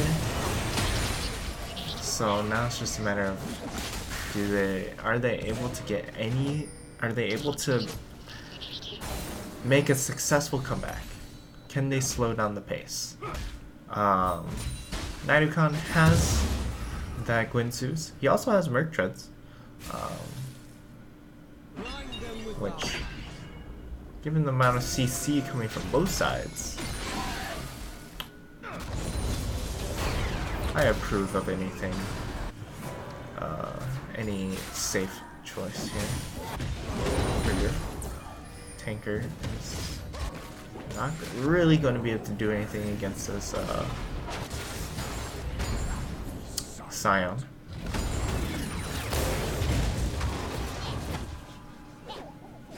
We would have to build really offensive, I think. It would have to be Mallet and Blade.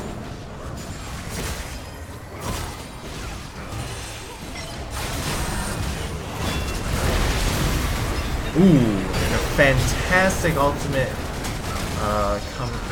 CC layering onto that Callista, and that's going to help them secure 2 kills. That's going to throw the pace back in their favor. It's going to allow them to make Baron pressure play, not necessarily a Baron play. Potato has no mana, so this is a little bit scary here. Naidukan is going to find the Scion. Can you chase them down? Nope.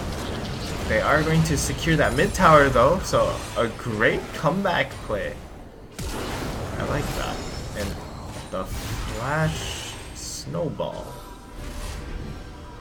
This is one of those in the chat where you go, oh, I was merely asserting my dominance on the Malzahar. I didn't need that flash to begin with. Tragic. Alright. So that was a very optimistic play, and they are now going to give up their pressure themselves because, well, it is New Callista. The moment you give them time is... Oh! And what a Gnar play, but he still might be dead. We'll see, but a 3-man Gnar was pretty fucking spicy, and also that timing on the crunch was pretty good. But looks like Tinker is going to die here.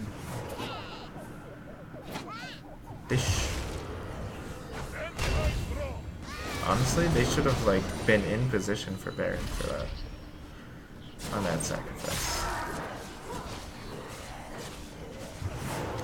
Not like necessarily do Baron, but you know, get vision down. They're going to do Dragon here, and now they might rotate over the Baron. Nope, they're just gonna reset here. So it's gonna be double ocean for them. That's pretty scary.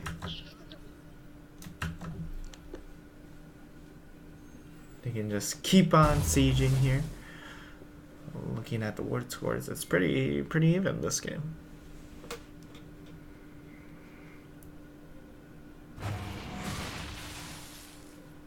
Really liking the vision improvement from the side of Gophers.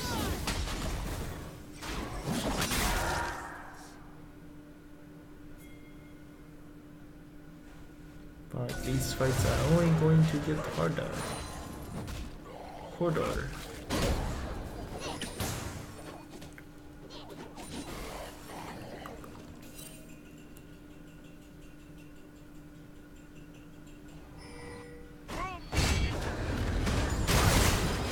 As they start out the Baron, this should be a free Baron. Potato has to go in at like 3,000 or something to even have a chance. It's very close, but fighting this. Okay. They have to get it on to the Quista. Quista?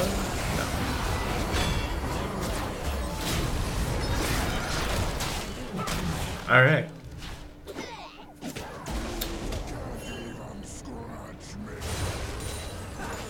The Callista has to die.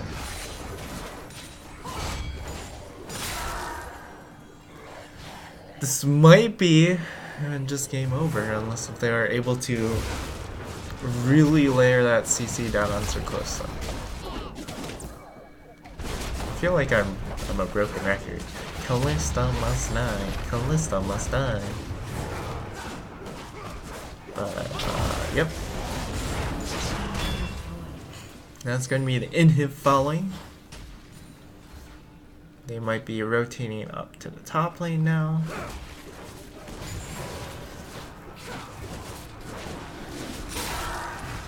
Potato might end up getting caught out here.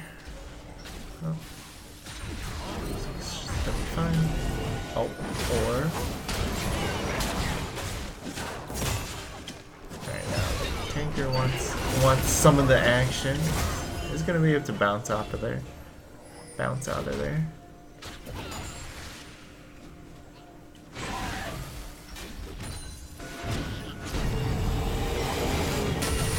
Ooh, and an ultimate lands onto the Callista Wybox. And 90 is pretty strong. But Ernst is going to ult the Vygar once again.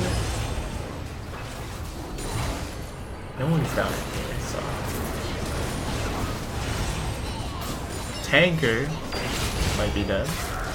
Is going to kill the Nunu on his way out, but he does fall to the Braum ult.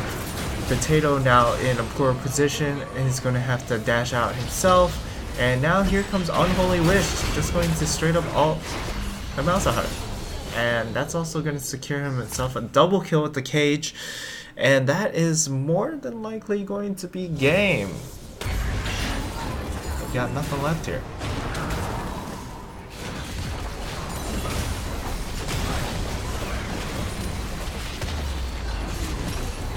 Yep, that is going to be the game.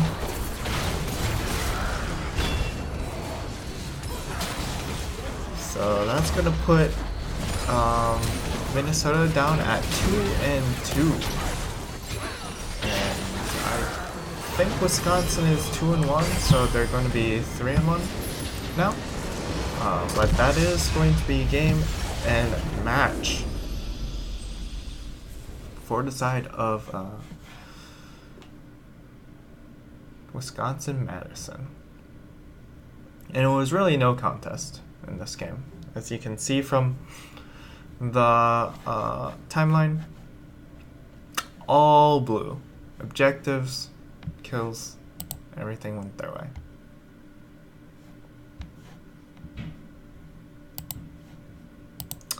And with that, that's going to be the end of week 4 for us. Let's see, brackets. We are going to look at the standings. So Gophers are now... Wait, we're 3-2?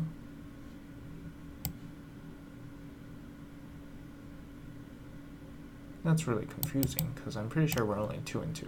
We are definitely only 2-2. Unless one of the teams dropped out. Madison 3-2. I have no idea what's going on here. Alright, but for sure the Gophers are 3-2. And that's, or 2-2, and that's going to be it for this week. I might end up streaming a little bit later, but that'll just be me playing solo queue, or that'll be me playing League of Legends. So thank you guys for tuning in, for those who are here, and And I will see you. Actually, let's look up our next week match. Week 5. We are up against Northwestern. So we will be playing Northwestern, who seems to be doing pretty well. Again, I have no idea what's going on. But we will see you next week against Northwestern.